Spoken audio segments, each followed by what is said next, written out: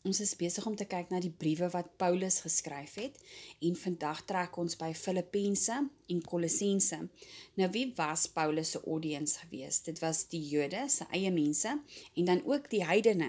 Nou die heidene, hulle het nog steeds vasgeklou aan die wêreld, aan hulle afgodsrituele, dit wat hulle gewoond was aan en hulle het nog steeds vasgeklou aan hulle vleeslike begeertes, byvoorbeeld hulle sexual immoralities. En dan die Jode, hulle het nog steeds vasgeklou aan die wet, aan werke en hulle stry nou oor besnydenis en feeste en Paulus sê dit is nie die fokus nie, glo in Jesus en goeie werke sal daarna volg. So Paulus leer in al sy briewe wat hy aan die gemeentes geskryf het dat die enigste manier hoe jy regverdig gaan word is deur geloof in Jesus. So die enigste manier hoe ons hemel toe kan gaan, is net om te glo in Jesus. Byvoorbeeld Galasiërs 3 vers 11 sê, die regverdige sal uit die geloof uitlewe. Maar die probleem is, imagine jy sê nou vir mense, hoor die niks wat jy kan doen, kan jou in die hemel inbring nie. Jy moet net glo. So dit bring dan nuwe probleme. Byvoorbeeld, die heidene kon dan lewe soos hulle wil, want ons leer hulle nou dat jou werke bring jou nie in die hemel nie, is net om in Jesus te glo. So dan bring dit 'n lewe wat hulle kan lewe soos hulle wil, want ons genade. En dan die Jode, hulle hoor dat die wet kan jou nie in die hemel bring nie. So wat is die doel dan van die wet?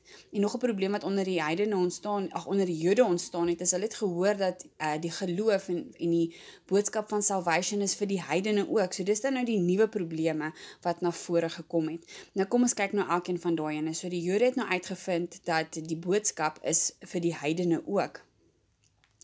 En Paulus antwoord hulle uit die Ou Testament uit hulle Torah uit. En ek sê so, die idee dat almal is deel van die verlossingsplan en die belofte is nie 'n nuwe konsep nie, dit staan in hulle Torah.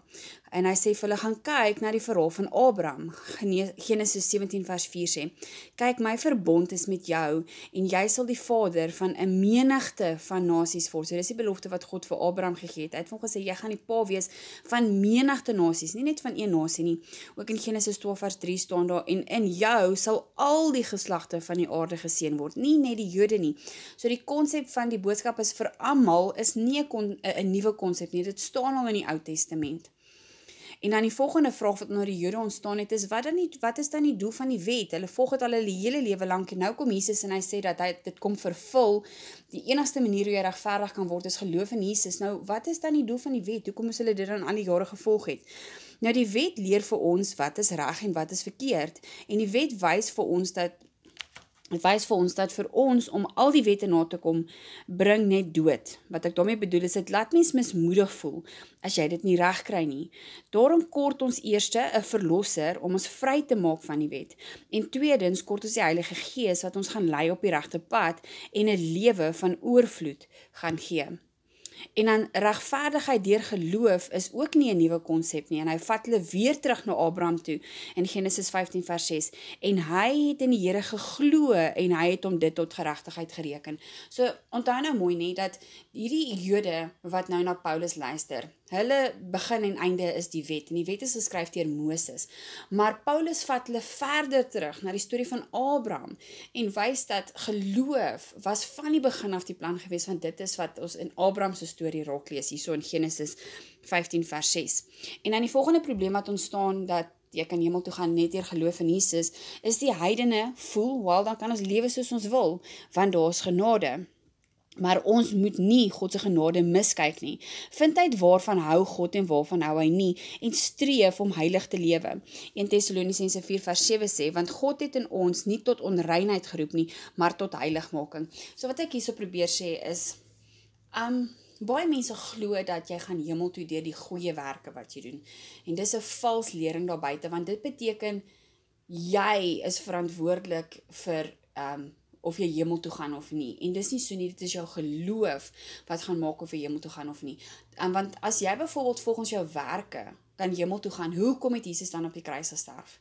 dan is dit mos nie nodig en jy lewe net 'n goeie lewe en gaan hemel toe. Wat is dan die doel van die kruis? So die doel van die kruis is dis die enigste weg tot die Vader, is om in Jesus te glo. Maar die probleem daarmee is dan party mense sal voel, wel dan kan ek mos nou maar lewe soos wat ek wil, want jy kan net vir die Here vergifnis vra. Ek glo in Jesus, so ek gaan hemel toe, so ek kan lewe soos ek wil. Maar nee, reg deur die Nuwe Testament leer ons van heiligmaking, van hoe om 'n beter en 'n mooier Christen te word. En dis nie dat mense dit doen uit moed nie, jy doen dit want jy is lief vir Jesus. Sodra jy besef wat so groot offer het hy betaal op die kruis, dan is jy lief vir Jesus en jy wil 'n beter mens word. Maar wanneer ons heiligmaking nastreef, gaan ons vlees ons die heeltyd fight. Ons moet wegbly van die werke van die vlees. In Galasiërs 5 vers 19 het ons geleer van wat is die werke van die vlees. Dis oorspel, hoerery, onreinheid, ongebondenheid, afgoderry, towery, vyandskap, twis, jaloersheid, toornigheid, naaiwer, tweedrag, partyskap, afguns, moord, dronkenskap, brassery en dergelike dinge.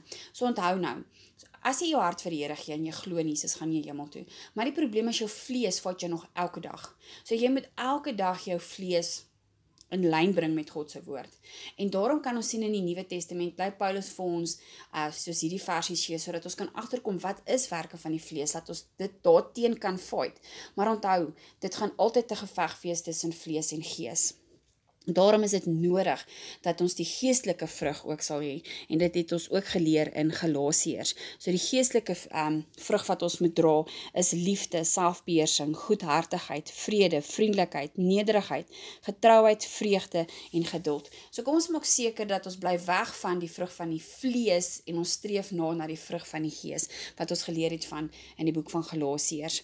Nou, om 'n Christen te wees behels 'n paar dinge. Eerstens het ons nou geleer dat jy moet in Jesus glo, en dan daarna gaan goeie werke van self volg, want jy is lief vir Jesus. En dan derde, moet ons lydsaamheid hê gedurende beproewinge, want dit is een ding wat ons almal weet gaan gebeur. In ons geestelike journey gaan daar altyd moeilike tye kom, maar dit is dan wanneer ons lydsaamheid moet hê, terwyl ons onsself skoonmaak, terwyl ons heiligmaking nastreef, en dan in ons agterkop dan weet ons hou vas aan 'n hoop dat eendag gaan dinge beter raak. Dit is daai 5de ene, terwyl ons hoop op Jesus wat gaan terugkom. Nou, Paulus bemoedig die gemeente in Thessalonika om vas te hou in moeilike tye. 1 Thessalonisense 3 vers 3 bemoedig Paulus die gemeente en hy sê, sodat niemand verontrus mag word onder hierdie verdrukkinge nie, want julle weet self dat ons hiervoor bestemd is. So hy sê vir hulle, dis nie vreemd nie, dit is waarvoor ons as Christene bestem is. Want onthou, ons het nou in vorige versies gesien, dat dit bring vir ons lydsaamheid, dit maak ons groei. As jy byvoorbeeld deur 'n storm is, onthou terwyl jy in die storm is 'n mens blind, ek sien net die storm raak, maar sodra mens deur die storm is, dan besef jy dat mense het eintlik geestelik gegroei. So daar is 'n doel met 'n storm. Mens kan geestelik groei, jy kan 'n beter Christen word as jy deur die storm kom. So ja, dit gaan deel wees van ons geestelike journey. Nou die boek van Filippense staan bekend as die brief oor blydskap. Een van die bekendste versies wat ons van kleins af geleer was, is Filippense 4 vers 4. Verbly julle altyd in die Here, ek herhaal, verbly julle. Laat julle vriendelikheid aan die mense bekend word. En om te dink, hierdie was geskryf terwyl Paulus in Rome was onder huisarrest. Hy is eintlik in die tronk. Ons is geneig om in ons storms net die tekortkominge raak te sien en die goedheid van God te mis. Paulus self ook sê vir die gemeente om te lewe of om te sterwe is albei vir hom joy. Filippense 1 vers 21. Want vir my is die lewe Christus en die sterwe wins. Jesus moet ons fokuspunt wees in die storm en in die oorvloed. Nou Paulus self getuig van sy dae van oorvloed en sy dae van tekort, maar hy weet saam Jesus is alles moontlik. Filippense 4 vers 12 sê, ek weet om verneder te word, dis wat Paulus nou hier sê, en ek weet ook om oorvloed te hê, om versadig te word sowel as om honger te ly, om oorvloed te hê sowel as om gebrek te ly. Maar vers 13 sê, ek is tot alles in staat deur Christus wat my die krag gee. Maar die fight is nog steeds hard. So Paulus sê hy ken van swaar kry en hy ken van oorvloed hê. Maar dit is nie die fokuspunt nie. Sy fokuspunt bly Jesus, want deur Jesus se krag is alles moontlik vir ons. Maar onthou, ons het nou net gesien dat ons fight is geestes en vlees. Onthou, ons gaan altyd iets in die vlees hê wat ons probeer aftrek. Maar ons moet volmaaktheid probeer nastreef. Dit is ook Paulus se begeerte, Filippense 3 vers 12. Nie dat ek dit al verkry het of al volmaak is nie, maar ek jaag daarna of ek dit ook kan gryp. Ek strek my uit van wat voor is en jaag na die doel om die prys te verkry. So kom ons doen nie Christianity net halfhartig nie. Paulus sê hy jaag dit en hy gryp dit. So Paulus praat hierso van volmaaktheid. En ons weet dat geen mens is volmaak nie. Elke liewe mens maak nog foute. Elke liewe mens val nog vir vleeslike begeertes en so. Maar Paulus sê kom ons streef om volmaak te wees. Hy self sê hy is nie volmaak nie, maar kom ons streef asof dit moontlik is, asof dit iets is hier voor ons wat ons kan gryp. Nou kom ons vergeet nooit hoe belangrik dit is om heiligmaking na te streef nie. In al Paulus se briewe skryf hy oor die verdrukking wat ons moet deurgaan, maar hy fokus ook op die dinge wat ons moet doen om meer soos Jesus te wees. Filippense 2 en 4 noem Paulus nog so 'n paar. So hier is ons weer so 'n paar idees van wat is heiligmaking. Dis eengesind. Jy moet nederig wees, moenie selfsugtig wees nie. Doen alles sonder murmurering. Ek dink baie van ons kan hierso 'n bietjie ons ore oopmaak. So ons moet lewe sonder om te moan. Ons moet 'n dankbare hart hê. Ons moet mekaar help en ons moenie stres nie. Dit is ook ene wat baie van ons mee sukkel. Een onderwerp onder heiligmaking is moenie stres nie. Nou en nog 'n feit wat baie hard is ons gedagtes, wat ons dink. Die duiwel kom en plant 'n saadjie, soos byvoorbeeld jy's nie goed genoeg nie, of jy sal dit nooit regkry nie, en dan is dit ons keuse of ons daardie gedagte gaan glo of nie, of ons daardie gedagte gaan water gee om te groei of nie. Ons gedagtes is baie belangrik. Filippense 4 vers 8 sê verder, broeders, alles wat waar is, alles wat eerbaar is, alles wat regverdig is, alles wat rein is, alles wat lieflik is, alles wat loflik is, watter deeg en watter lof daar ook mag wees, bedink dit. So dit beteken, gooi enige slegte gedagtes weg. Bedink slegs dit wat goed is. So Paulus hierso self weet dat ons grootste fout gebeur in ons gedagtes. So as daar enige negatiewe gedagte in jou kop inkom, dan moet jy weet dis die duiwel. Onthou die Here sê dat sy skapies ken sy stem. So maak seker jy spandeer genoeg tyd in die Bybel sodat jy die duiwel se stem kan herken en Jesus se stem kan herken. Want negatiewe gedagtes moet ons weggooi. Hierdie vers hierso sê bedink net dit wat goed is.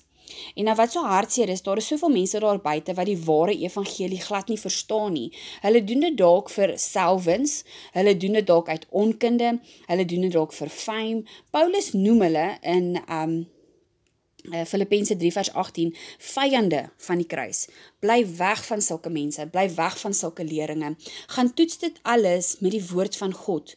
Ons het so baie Christene wat net glo wat die pastoor hulle leer, en wat nooit self gaan kyk in die Bybel, of dit in die Bybel staan of nie. Maak tyd vir God se woord, sodat ons hierdie vyand van die kruis kan raak sien, sodat ons kan agterkom as daar iemand besig is wat valse leringe vir ons leer. Want daar is baie mense daar buite wat verskriklik mooi kan praat, hulle is die namies, hulle gebruik sulke groot woorde, hulle lyk soos goeie mense, so ons kan ons kan hulle mag glo, maar nee, dit is nie waarna ons moet kyk nie. Ons moet kyk of dit ooreenstem met dit wat in die woord van God staan. En hoe gaan jy weet as jy nie self jou Bybel ken nie? So spandeer tyd in die Bybel. En dan eindig Paulus sy brief aan die gemeente in Filippi deur dankie te sê vir hulle vrygewigheid teenoor hom. Hulle het hom mooi finansiëel geondersteun in sy bediening. En onthou, wanneer iemand vir jou iets wil gee uit die goedheid van hulle hart, moet dit nooit weier nie, want onthou daardie saad het 'n opbrengs. Paulus het dieselfde geweet. Hy het nie altyd gekort nie, maar het dit ontvang wat die gemeentes vir hom gestuur het, want hy sê in Filippense 4 vers 17, nie dat ek die gawe soek nie, maar ek soek die vrug wat oorvloedig word op julle rekening. Die gemeente sal geseënd wees vir hulle goedheid wat hulle saai.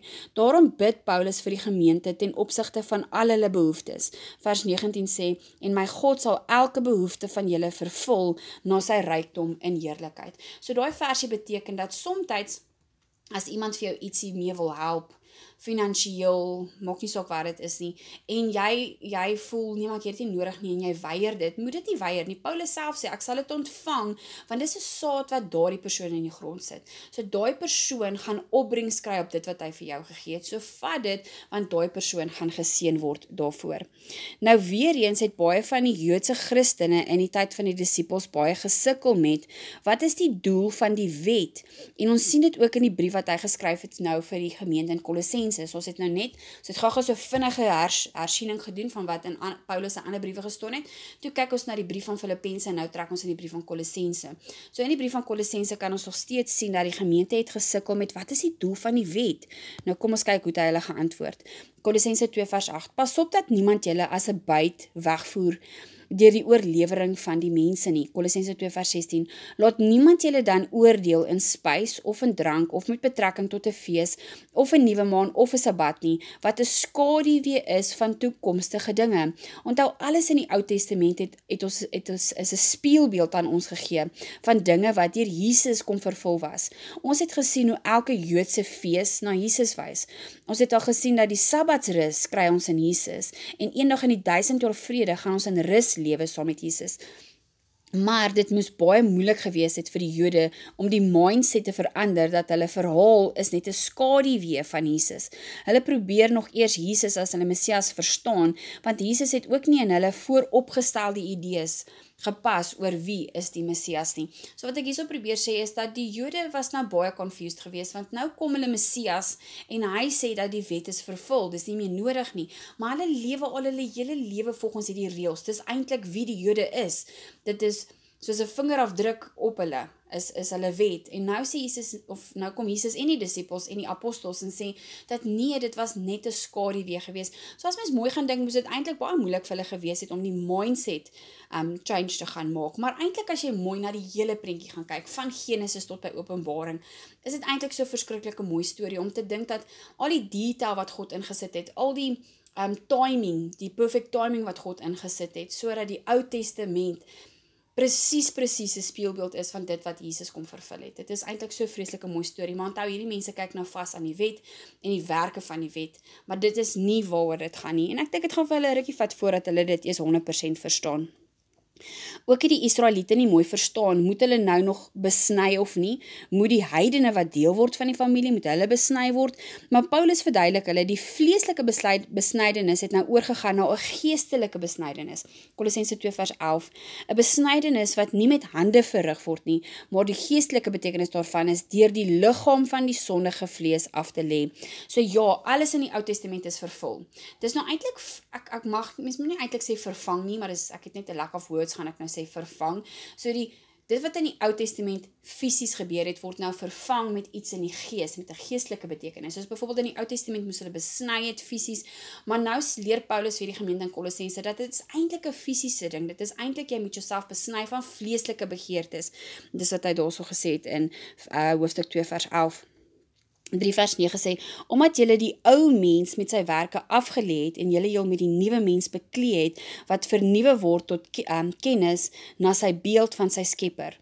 Ons moet ons sondige natuur agterlaat, ons moet heiligmaking nastreef. So ja, in die Ou Testament moes hulle al die wette gevolg het, maar onthou, ons het nou al, soos dit ons deur die Bybel gewerk het, gesien dat die vleeslike in die Ou Testament het 'n geestelike betekenis. Die vleeslike het 'n geestelike betekenis, en hierso probeer Paulus dit ook aan die gemeente in Kolossense verduidelik. En ons moet fokus op, dit gaan oor heiligmaking. Hy sê besny jou in die vlees, en dit beteken of hy sê vir hulle dat die besnydenis van die vlees het oorgegaan en jy moet jou vlees skoonmaak, en dit het te doen met heiligmaking. Kolossense 3 vers 5 sê, bly weg van hoerery, onreinheid, hartstog, slegte begeertes, gierigheid, toorn, woede, boosheid, laster, skandelike taal, lieg, verdra mekaar, vergewe, wees lief vir mekaar, wees dankbaar, koop die tyd uit. So daai is ook enetjie wat almal van ons ore kan oopmaak, is moenie jou tyd mors nie, veral in ons tyd. Ons kan vir ure lank 'n storie op Netflix binge watch, en dis tyd mors. En wat julle ook al doen, in woord of in daad, doen alles in die naam van die Here Jesus. So ja, soos dat ek deur die Nuwe Testament gewerk het en deur Paulus se briewe gewerk het, sien ons baie versies wat vir ons sê dat hoe moet 'n goeie Christen lewe. Nou sê nou maar net ek lees hierdie en jy sien, o shucks, ek skiet nog bietjie kort by hierdie ene, dan moet mens nie moedeloos raak nie. Vra vir hier om jou te help om deur daai ene te kom, soos as jy nou byvoorbeeld agterkom, ok, ek mors 'n bietjie my tyd, of ek's bietjie lui en ek mors my tyd. Moenie dink, o nee, om 'n Christen te wees is moeilik nie. Nee, want onthou, die fokuspunt is nie werke nie. Werke volg soos wat jy jou verhouding met Jesus, as jy saam met Jesus stap, jou verhouding met Jesus. So vra net die Heilige Gees om jou te help om dit te oorkom. So moenie dink, o dis te moeilik, ek stel nie belang nie, want dit dan verstaan 'n mens verkeerd, dan mis 'n mens die punt. Dat is soos die heiden, soos die Jode. Ons verstaan dit heeltemal verkeerd. Onthou, die storie gaan oor 'n verhouding met God. En soos wat jou verhouding in Jesus groei, gaan jy geestelik ook groei. Dan as jy byvoorbeeld elke dag Bybel lees, elke dag bid, gaan jy sommer self ontslae raak van al hierdie vleeslike begeertes, al hierdie dinge wat die wêreld doen. En as jy weer sien, dan kom jy agter, dit was eintlik toe nie so moeilik geweest nie. Maar daar is byvoorbeeld baie, ek dink vir elke mens daar buite, een spesifieke ding of twee dinge wat ons baie mee sukkel. Elke maandag sal ons byvoorbeeld besluit, okay, vandag, hierdie week gaan ek stop, en as jy weer sien, maandag aand het jy weer gestruikel, jy doen dit alweer, en moenie moedeloos raak nie, en moet net nooit ophou probeer 'n beter mens word nie. So moenie quit en sê, man, ek gaan dit nooit regkry nie.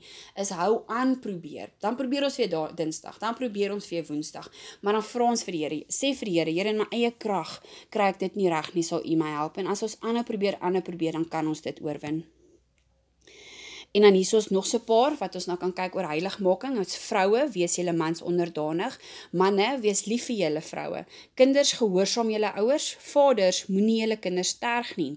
Diensknegte, werk asof julle vir die Here werk. Daar is ook eintlik 'n baie belangrike ene vir ons tyd, want baie mense geniet nie hulle werk nie, want daar's baie onregverdigheid in 'n werksplek. En dan begin mense dit eintlik half doen, want jy voel jy word nie jy word nie raak gesien nie, en jy kry nie die hele tyd raas, en dan gaan mens later moedeloos raak, en jy wil nie meer jou beste gee nie. Maar reg deur die Nuwe Testament leer Jesus ook vir ons, dat as jy by 'n werksplek is, doen dit asof jy vir Jesus werk. So eintlik is Christene veronderstel om die beste werkers te wees, want ons werk nie vir ons baas nie, ons werk vir Jesus. So daar is ook nogal 'n belangrike een, en ek weet dit is baie moeilik, want daar's soveel onregverdigheid in 'n werksplek.